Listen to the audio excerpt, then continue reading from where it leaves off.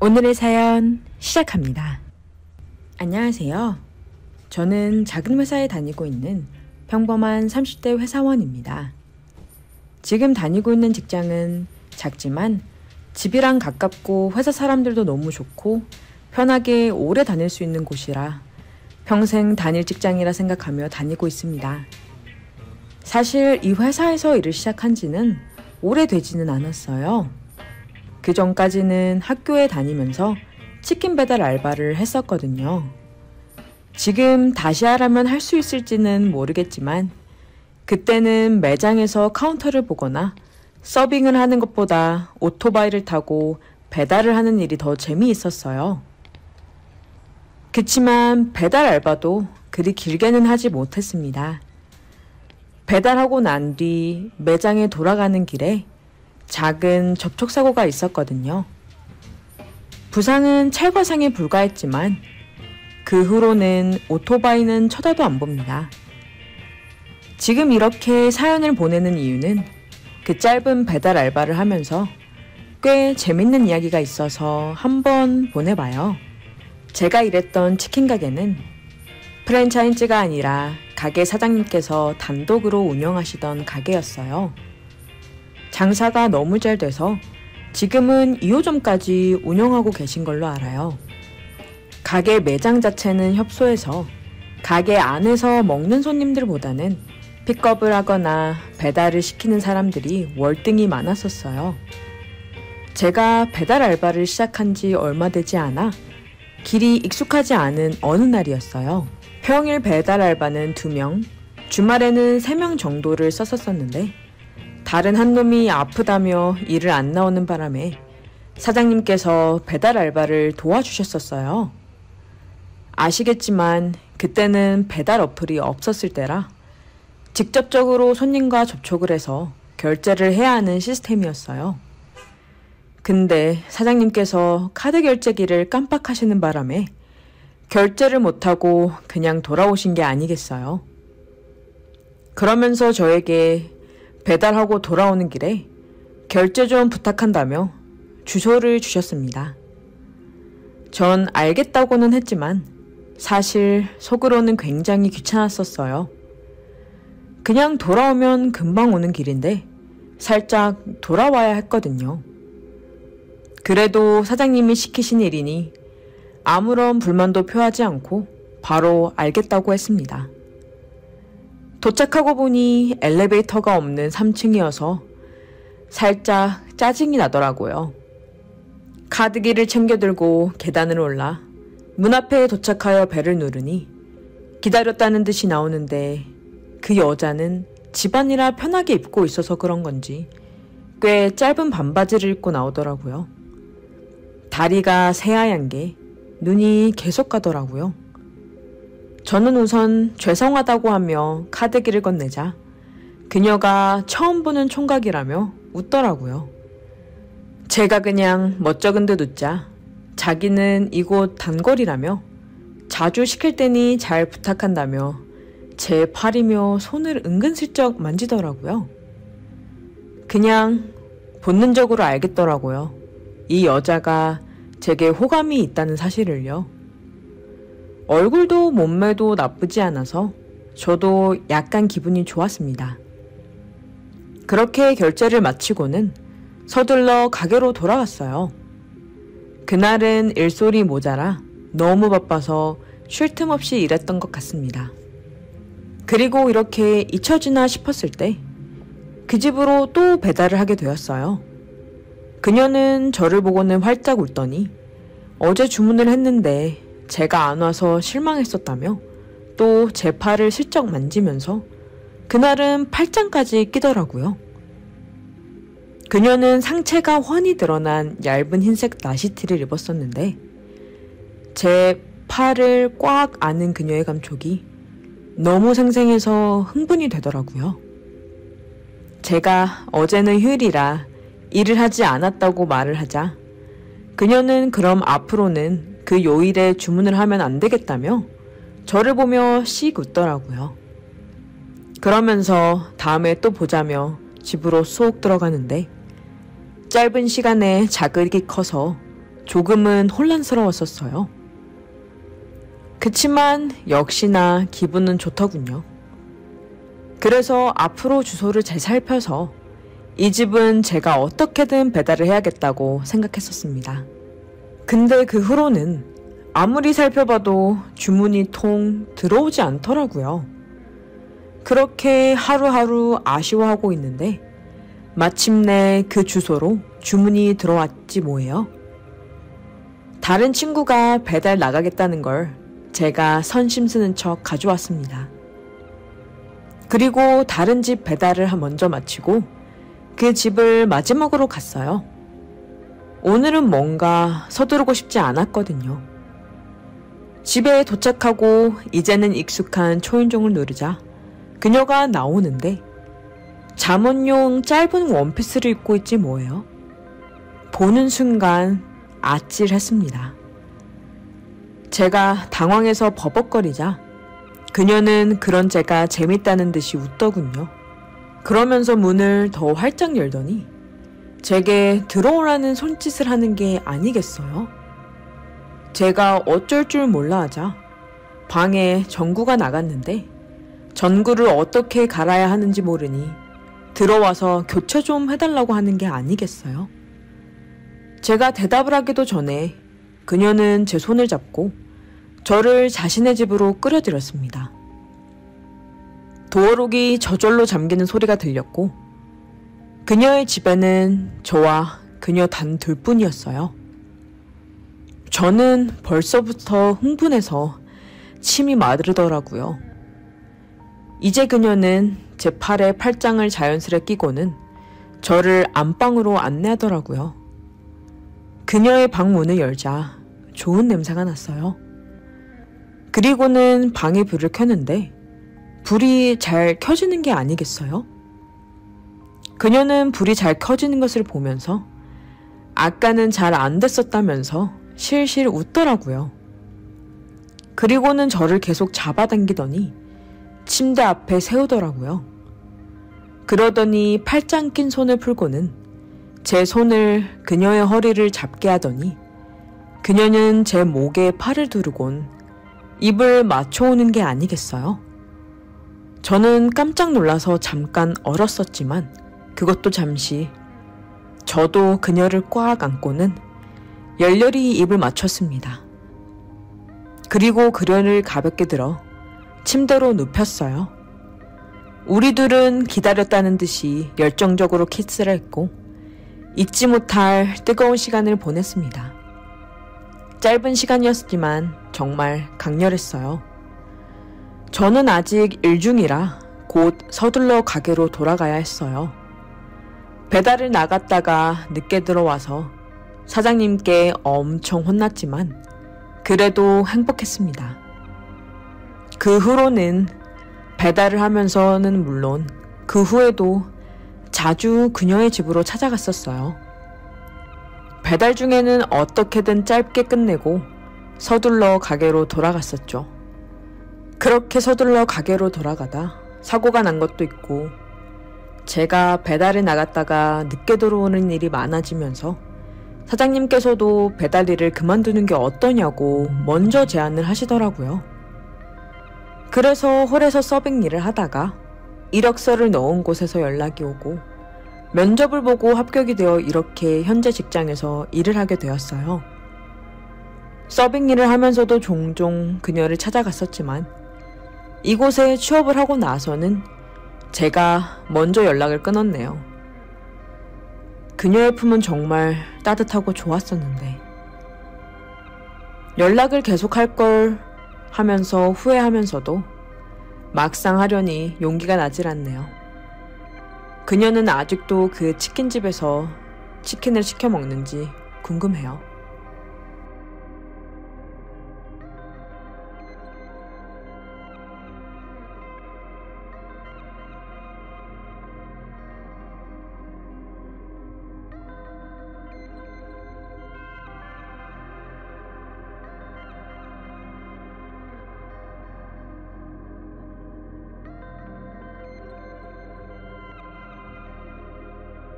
오늘의 사연 시작합니다.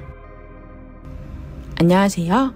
저는 지금 막 대학에 입학한 아들 하나를 둔 평범한 주부입니다. 아무것도 모르는 어렸을 때 속도 위반으로 덜컥 낳은 아이이지만 하나밖에 없는 아들로 나름 최선을 다해 키웠어요. 남편은 저에게는 좋은 남편은 아니지만 아이에게는 좋은 아빠라고 하고 싶네요. 남편도 저도 너무 어렸을 때 아이 때문에 결혼을 한지라 우리의 결혼 생활은 사랑이라기보다는 책임감이 더 컸었어요. 다행히 시댁이 조금 있는 집안이라 금전적으로 그렇게 어렵지는 않았어요. 덕분에 우리 아들도 남들 다 해주는 거 모자란 거 없이 잘 키웠고요.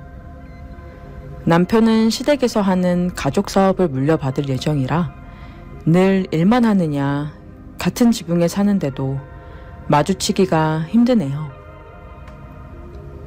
그래도 애 어렸을 적에는 일주일에 한 번은 꼭 시간을 내서 같이 놀러 가기도 하고 그랬는데 아이가 고등학교에 들어가고 나서는 아이 공부하는데 방해되면 안 된다면서 언제 들어오고 언제 나가는지조차 잘 모르겠어요.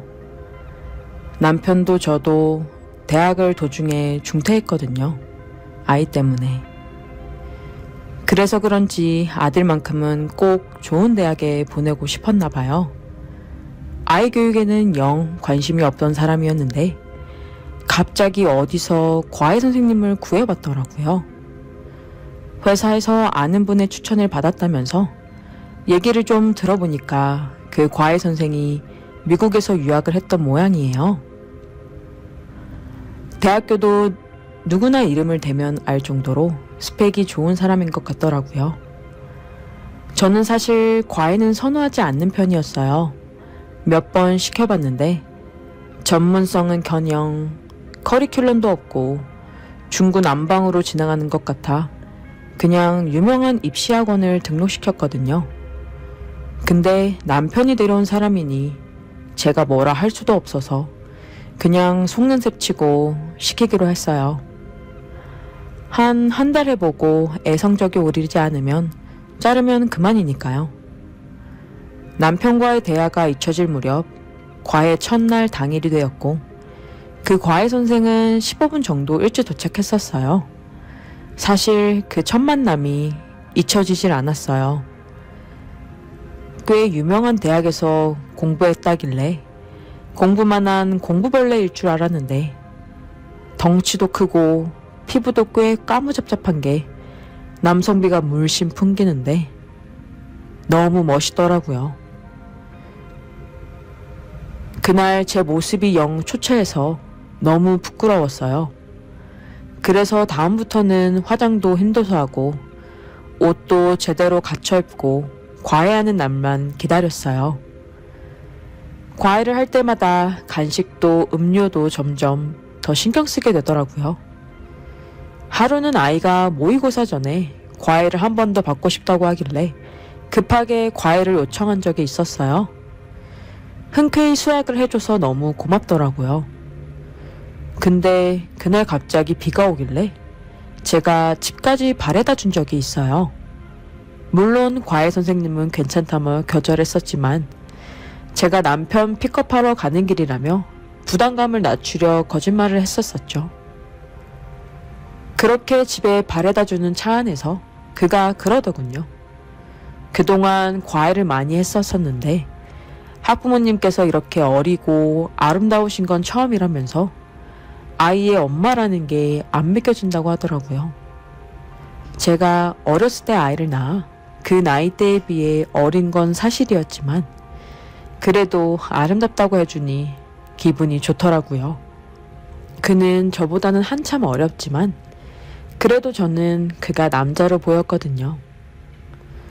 그래서 나 같은 아줌마를 누가 안아주겠냐며 남자랑 키스를 해본 적이 언제인지도 기억도 나지 않는다며 푼수 같은 소리를 짓거렸어요. 해놓고도 아차 했지만 저도 아줌마라 이런 게 아무 생각 없이 불쑥불쑥 튀어나오더라고요. 그가 옆에서 웃지도 않아 더 민망하더라고요. 혼자서 헛기침을 하면서 차를 몰았어요. 곧 그의 집 앞에 도착하였고 그는 데려다 주어서 고맙다며 인사를 하고 안전벨트를 풀며 차문을 열고 나가려다가 멈칫하더니 제 눈을 똑바로 보며 말을 하더라고요. 충분히 예쁘니 그런 소리 말라며 제 손을 슬그머니 잡는 게 아니겠어요?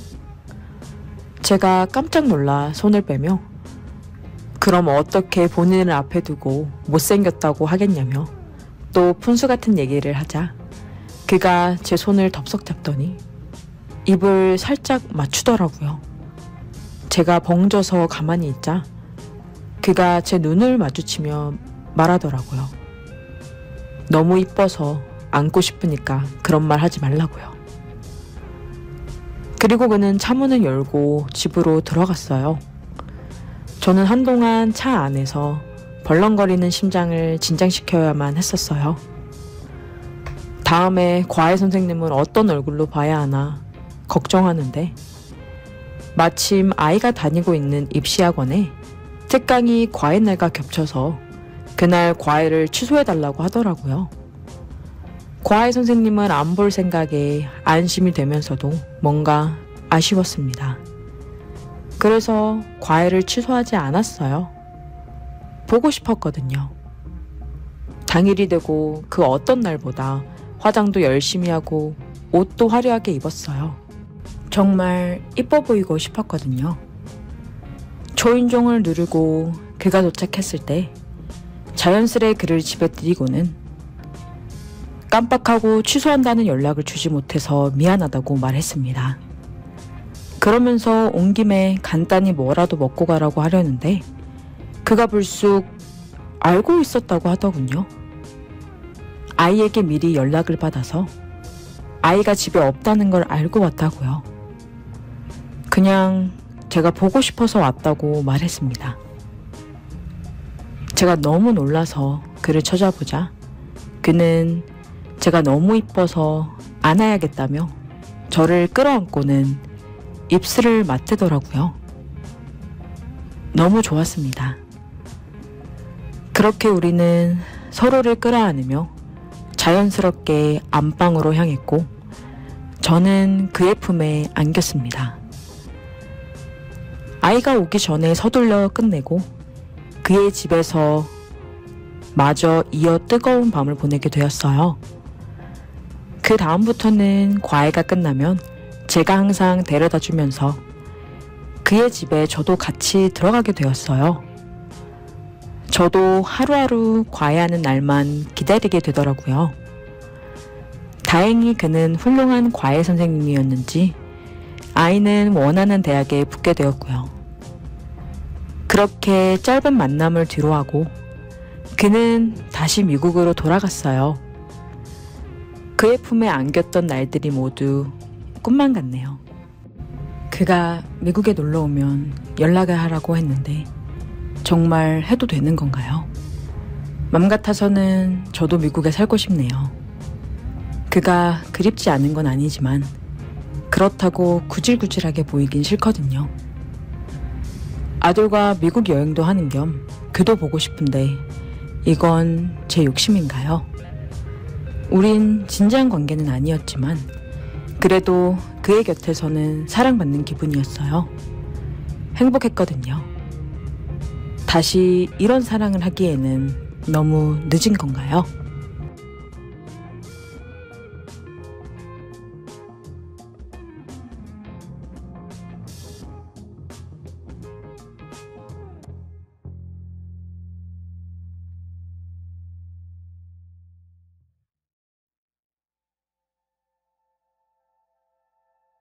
오늘의 사연 시작합니다. 안녕하세요. 저는 30대 초반 평범한 남성입니다.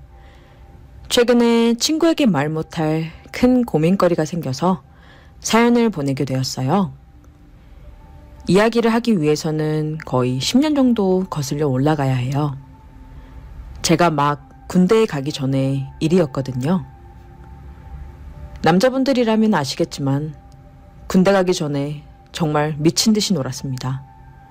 여자친구도 없었거든요. 군대 가기 전엔 정말 매일 밤마다 클럽에 가서 여자들 꼬시고 헌팅도 하면서 번호란 번호는 다 따서 정말 매일매일 다른 여자들 만나느냐 바쁘게 살았어요. 휴가 나와서도 여자 만나기 급급했고 제대를 하고 나서도 정신을 못 차리고 한동안은 이 여자 저 여자 가리지 않고 아무나 막 만났었습니다. 여자친구도 있었을 때는 어장관리를 하는 것처럼 연락을 주고받기도 하였고 바람도 폈었다가 걸리기도 했었습니다. 지금은 나름 정신을 차렸어요. 지금 제 여자친구에게는 정말 모든 걸 다 주고 있습니다. 누구보다도 제 여자친구를 사랑해요. 문제는 친한 친구가 자신의 여자친구를 소개시켜주면서 시작됐어요. 친구의 여친은 엄청 이뻤습니다. 이 자식이 보통 여친을 소개를 잘 안 시켜주는데 웬일로 소개시켜주나 했더니 무지 이뻐서 그냥 자랑하고 싶구나 하고 속으로 생각을 할 정도로 정말 이뻤어요. 뭔가 얼굴이 낯익었지만 그냥 이뻐서 그런가 보다 하고 별 생각 없이 지나갔었습니다. 그리고 며칠 지나지 않아 그 녀석에게 따로 겐톡이 오더라고요. 2대2 커플 데이트를 하자는 내용이었습니다.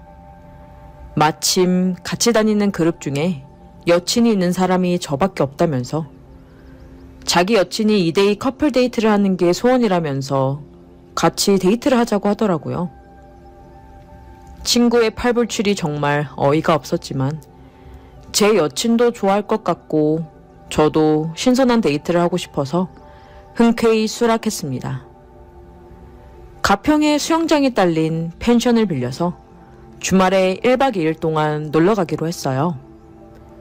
차는 한 대로 움직이는 게 편할 것 같아 제 차로 여친을 먼저 픽업하고 친구 커플을 나중에 픽업했습니다. 그 둘은 당연히 뒤에 앉았는데 운전을 하는 내내 백미러로 친구 여친과 눈이 계속 마주치는 게 아니겠어요? 의도적으로 계속 저와 눈을 마주치는 것 같아서 살짝 불편했었습니다. 여행 기분도 낼 겸 휴게소에 들렸어요. 제 여친과 제 친구는 화장실을 간다며 자리를 비운 상태였어요. 제 여친의 친구와 단둘이 있는데 어색하기도 하고 뻘쭘하기도 해서 호두 과자를 사러 다녀오겠다고 했더니 대뜸 저에게 팔짱을 끼며 같이 가자고 하더라고요. 제가 너무 당황해하자 어떻게 자기를 기억 못하냐면서 엄청 서운해하더라고요. 무슨 얘기를 하는지 몰라 계속 당황해하자 친구의 여친이 말을 이어갔습니다. 10년 전에 우리 같이 술집에서 술 마신 거 기억 안 나냐고. 제가 먼저 말을 걸어와서 합석을 하게 되었고 늦게까지 술을 마시고 막차가 끊겼다는 핑계를 대면서 모텔로 가서 하룻밤을 함께 했다면서 술집 상호명을 얘기를 하는데 그제서야 기억이 나더군요. 그때 그녀는 완전 샛노랗게 염색을 한 단발머리였거든요. 10년이 지났기도 했고 지금은 검은 긴 생머리에 볼살도 많이 빠져 정말 못 알아봤었습니다. 10년 전에 하룻밤을 함께 보낸 그녀가 지금 제 친구의 여친이라니 깜짝 놀라서 얼어있는데 그녀가 끼고 있던 팔짱을 황급히 빼더군요. 제 여친이 곧 돌아와 그녀가 껐던 제 오른팔에 팔짱을 꼈습니다. 다행히 제 여친은 아무것도 모르는 눈치였어요. 그 후로부터는 그녀가 신경이 쓰여서 미치겠더라고요.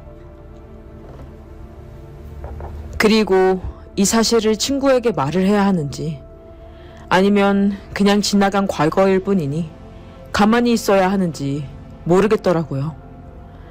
이런저런 생각에 잠긴 채 운전을 하자 어느새 펜션에 도착하였고 도착하자마자 수영복으로 갈아입고 수영장에서 비키니를 입은 그녀의 몸매를 보자 그날 밤이 떠오르면서 아찔해지더라고요. 솔직히 제 여친은 순간 눈에 보이지도 않았습니다. 물속에서 장난을 치면서 살을 맞대게 되더라고요. 물에 빠뜨리는 척, 일어나는 척, 핑계란 핑계는 다 대면서 계속 저에게 스킨십을 하더라고요. 재밌기도 했고 솔직히 싫지만은 않았습니다. 물놀이를 하니까 금세 배가 고파지더라고요. 부랴부랴 불을 지펴 고기를 구우며 당연히 술도 같이 마셨습니다. 분위기도 너무 좋았고 이왕 놀러 온 거 죽기 전까지 마시자며 친구는 미친 듯이 술을 들이켰어요. 물론 밥을 먹으면서도 그녀와 계속 눈이 마주쳤었습니다. 그녀는 계속 저를 의식하며 술을 자제하더라고요. 제 여친은 원래 체력이 좋지 않아 금방 지치곤 하는데 그날은 아침 일찍 일어났기도 했고 물놀이도 하고 술도 마시니 금방 피곤해하며 하품을 하더라고요. 그래서 제일 먼저 자리에서 일어나 방으로 가려고 하는 게 아니겠어요. 저도 같이 일어나려 했으나 여친은 그래도 친구들과 같이 놀러 왔는데 더 놀다가 오라며 자기는 졸려서 더 이상 못 버티겠다며 먼저 자러 가겠다고 하며 방으로 들어갔습니다. 저는 친구가 붙잡기도 했고 저도 좀 더 술을 마시고 싶어서 알겠다며 여친만 보냈어요. 그런데 그렇게 여친을 들여보낸 후 얼마 있지 않아 제 친구도 술에 골아떨어지더라고요.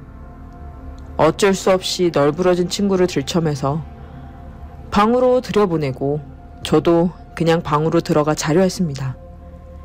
근데 그녀가 저를 붙잡더라고요. 아쉽지 않냐면서 좀 더 놀자고 갑자기 입고 있던 티를 벗는 게 아니겠어요? 제가 깜짝 놀라 눈을 가리자 뭘 그렇게 놀라냐면서 웃더라고요. 알고 보니 티 안에 비키니를 입고 있었더라고요. 민망해서 헛기침을 하자 제 팔을 꽉 안으면서 다시 물놀이를 하러 가자고 저를 당겼어요. 깜깜한 밤에 단둘이 수영장에 남게 되었어요. 그녀는 밤이 되니 춥지 않냐며 제 체온으로 따뜻하게 해달라며 안아달라고 하더라고요.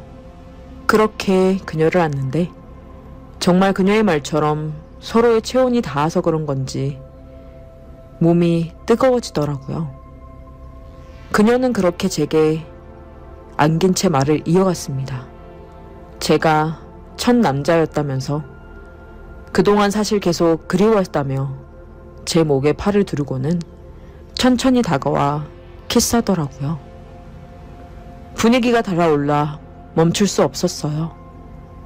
그렇게 그녀와 두 번째 밤을 수영장에서 보내게 되었습니다.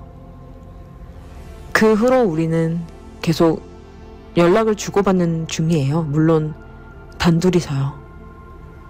그녀는 여전히 제 친구의 여친이고 저도 사랑하는 여친과 함께입니다. 모르겠어요. 저도 어떻게 해야 되는 건지.